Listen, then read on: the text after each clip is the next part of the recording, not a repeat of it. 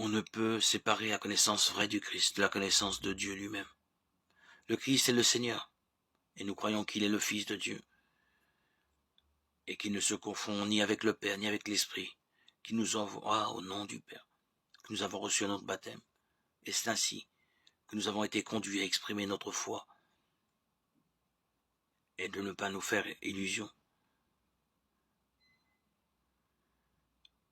Touchant le Christ, la foi arrêtée finalement à Éphèse et à Chalcédoine au 5e siècle s'exprime ainsi. Le Christ est parfaitement homme et parfaitement Dieu. Il est une seule personne, celle du Fils de Dieu, en deux natures distinctes. Si on demande qui il est, il faut répondre le Fils de Dieu. Si on demande ce qu'il est, il faut répondre qu'il est à la fois homme et Dieu.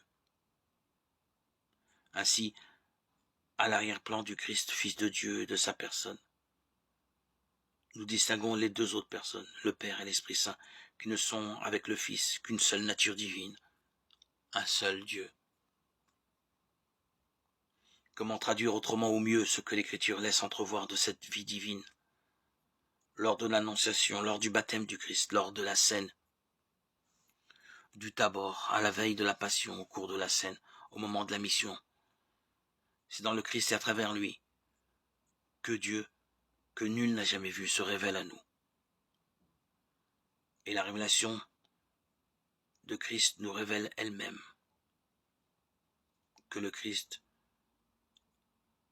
a pour mission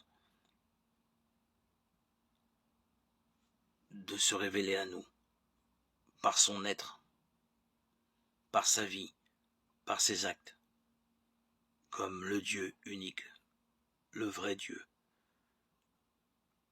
le Dieu créateur du ciel et de la terre, qui a pris chair en Jésus.